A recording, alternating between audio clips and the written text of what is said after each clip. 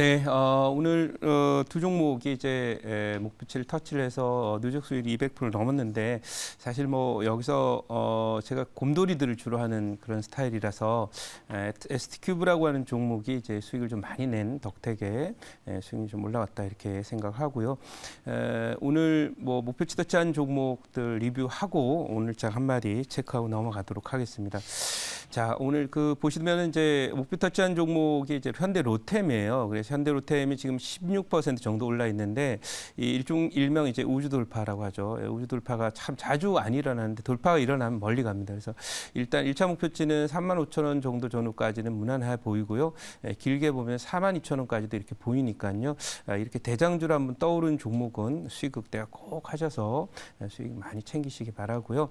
2차 목표치가 얼마 남지 않았기 때문에요. 아마 앞으로 일주일 안에는 2차 목표치 터치할 것이다. 이렇게 보이죠. 한 1,000원 남았는데 그 정도야 가지 않겠나 싶습니다. 그리고 두 번째 또 고가를 이제 돌파를 해서 수익을 많이 낸 종목이 있죠. 바로 현대일렉트릭이라고 하는 그런 종목인데 이 현대일렉트릭이라는 종목이 오늘 또 이제 신고가를 경신을 하면서 올라왔는데 한번 차트를 한번 보도록 하겠습니다. 이 종목도 역시 최근에 이제 그 소위 전력난이라든지 에너지난 얘기가 있으면서 여러 가지 그 에너지 대안들이 많이 마련이 되고 있죠. 그래서 원자력도 그렇고 태양광도 그렇고 풍력도 이런 쪽에 투자들이 많이 늘어나게 되면은 이 에너지 저장 장치에 대한 어떤 핵심적인 동력을 갖고 있는 또 역량을 갖고 있는 현대 일렉트릭 같은 종목이 큰 시세를 낼 수 있습니다. 그래서 차트는 조금 전에 봤던 이 자리 역시 우주 돌파가 돼 있기 때문에 1차 타겟은 36,000원, 2차 타겟은 또 이 정도까지는 충분히 갈 수 있다라고 보이고요. 이 현대로템하고 가격이 비슷해요. 그래서 조금 전에 본 차트 아닌가 싶은데 지금 보고 계신 것은 이 현대로템 이거고요. 그다음에 현대일렉트릭은 이겁니다. 네, 그래서 완만하게 올라간 것이 이제 현대일렉트릭인데요. 추가적으로 상승하면서 아마 45,000원 정도 전후까지는 중기적으로 보인다 이렇게 말씀드리니까 꼭 수익 극대화해서 저는 이제 가끔 종목에 한번 이렇게 걸리면 수익 극대화할 수 있는 목표치를 드리는데요. 꼭 수익 극대화했으면 좋겠다 이렇게 말씀드리고요. 오늘 편입 종목 한번 편입을 해 보도록 하겠습니다. 현재 98,400원 기록하고 있고요. 오늘 편입할 종목은 LIG 넥스원입니다. 참 조금 전에 보셨던 현대일렉트릭 같은 경우는 이 자리에서 우주 돌파를 해서 바로 시세를 내는데 이 종목은 지금 우주 돌파만 시도하다가 한 번 하고 두 번 하고 세 번 하고 네 번 하다가 네 번 실패했는데 이번엔 할까라고 여러분 생각할 수 있지만 사실은 정말 좋은 종목들이 그야말로 시가총액이 좀 크고 기관들이 선호하는 주도주들은 굳이 이렇게 우주 돌파를 하면서 단기에 이렇게 시세를 확 내고 여기 고점 치고 빠지는 것이 아니라 틈만 넘으면 오릅니다. 그래서 아직도 제가 보기에는 범앤런 형태의 매집 국면이다라고 보고 있습니다. 그래서 이 대시세 나는 것은 아마도 제가 보기에는 1년 정도 후 정도에 17만 원 이렇게 갈 수 있는 자리가 나오지 않을까 생각하고 제가 이 종목을 여러분께 소개해드린 것은 뭐 연초부터 계속 소개를 드렸었던 종목이고 지난해에도 소개를 드렸던 종목인데요. 한 1년 있으니까 대략 한 150% 정도 올린 것 같습니다. 하지만 이게 지금 시세가 다 난 것이 아니라 더 많이 날 수 있는 가능성이 높다라고 보는 이유는 이 종목과 관련해서는 뭐 실적도 올해 뭐 나쁘지 않습니다만은 이 대한민국이 세계 자랑할 만한 산업들이 뭐 여러분들 다 아시다시피 처음 세계 1등을 했던 우리나라 산업은 바로 조선입니다.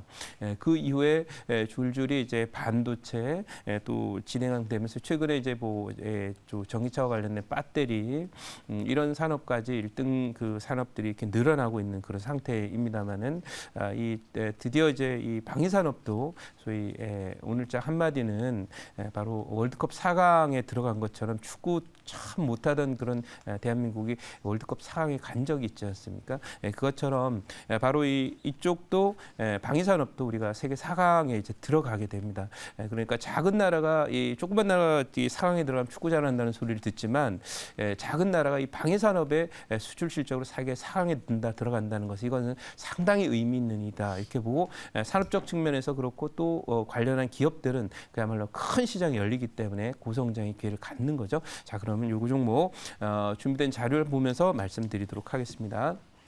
자, 오늘 그 준비된 자료는 바로 LIG 넥스원에 대한 내용이고요.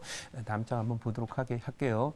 이것은 이번 정부가 사실 그 제가 2018년도에 과거 정부에서 경협주로 시세들을 많이 냈었습니다. 그래서 많이 간 종목은 한 400% 정도, 당시 이제 우리 기술 같은 경우는 400%, 그리고 푸른 기술 300%, 그 외에도 뭐 당시에 아난티라든지 포스코엔텍 같은 종목들 한 300%씩 갔던 그런 그 경향이 있는데요. 이번 정권에서의 가장 눈에 띄는 주도주 가능성이 높은 섹터는 바로 방위산업으로 보입니다. 그래서 한국의 방산을 대통령께서 4대 수출국으로 만든다.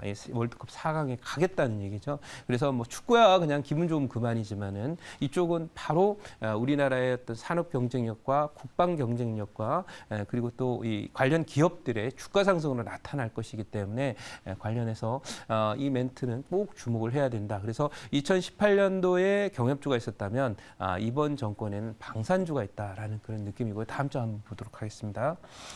현대로템의 주가가 계속 강세를 보이는데 방산 관련주에 각광을 받고 있다라고 하는 그런 내용인데, 어쨌든 뭐 이 내용이 어떤 그 이런 정부의 어떤 정책 그 기대도 있지만은 사실 말뿐인 정책들이 많거든요.